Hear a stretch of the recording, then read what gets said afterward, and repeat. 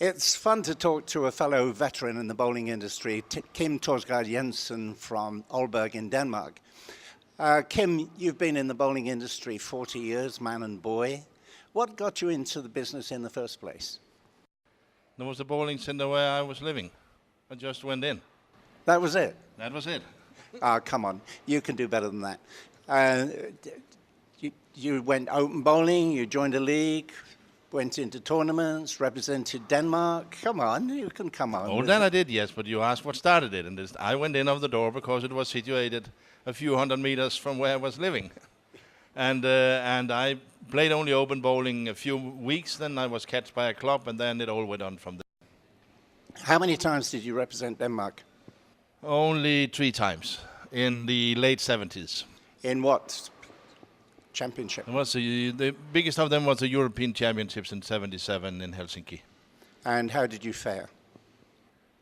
I was a little bit outside the field for the final, unfortunately. I was inside the final field before the last 3 games, but I failed. So you don't really want to talk about that? Not too much. So tell me how you got involved in joining the industry. You're running a bowling center in Aalborg now. You're vice president of the European 10-pin Bowling Federation. You're a director of the European Bowling Tour.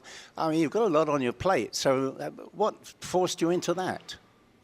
It started, again, pretty simple, that the local federation back in Aalborg needed a referee. And in the age of 20, I started to take a referee education. And then a little later, I became chairman of the referees, and then I joined the Atlantic Federation and the Danish Federation, and later I became in charge of international affairs, and then I became elected in EDBF. So it went from just work my way through. Okay, so the world is your oyster, and we know you best as director of the European Bowling Tour. This year is the 10th year of the tour, I believe? 12th, actually. 12th? Started in 2000 straight. Wow. I'm well behind the times. Shows I've got 10 years on you in the industry.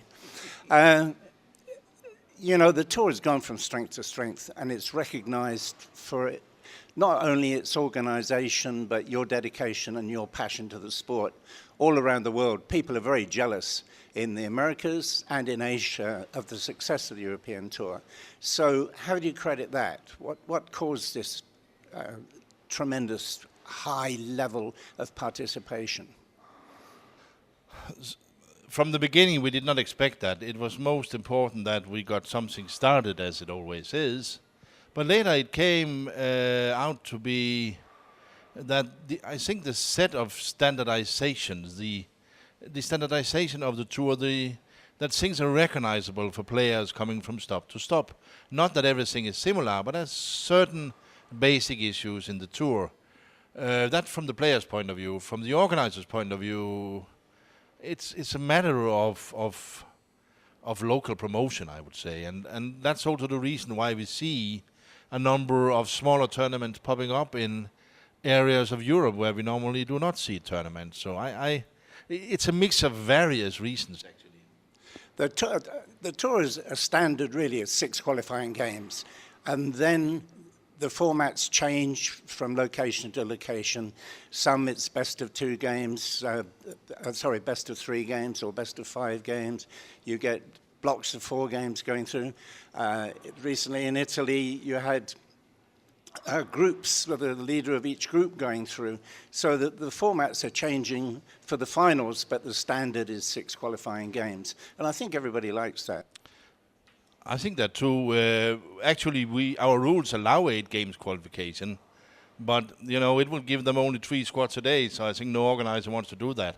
So in principle, we have 6 games as a standard, and it's widely recognized. Also, in some areas of the world, you can play 3 games only, and we don't like that. 6 is what we like. But players also likes to see different formats in the different centers, and centers have different sizes. So already that influences how you can make the format. Yeah, and the players, the tour is very popular. You average over 200 to each stop. This year you had, is it 19 or 20 tournaments this year? This year we have 2011. 21. 21. Next year you have 23. So you have, I think you have 3 new countries coming in next year? We have 3 new tournaments coming in. I don't sure we have 3 new countries. No, we have 2 new countries, and because France is repeating with the second tournament. Yes. Yeah, the Brunswick French Open Yes. is coming in. And one of the amazing things too, which is a big surprise around the world, is that Qatar came in to the European Tour. Well, the whole development of the European Tour went from we took its starting point in the ranking actually, and where we were limited to Europeans only and no PBA players, and we wanted to open up because our philosophy was that more openness create a wider game. So first we allowed the PBA players to go in, then we allowed the players from the other zones to win ranking points and participate, of course. And then at the end it came, why don't we take a tournament from another zone if they really want to? And we were addressed by the Qatar Bowling Federation.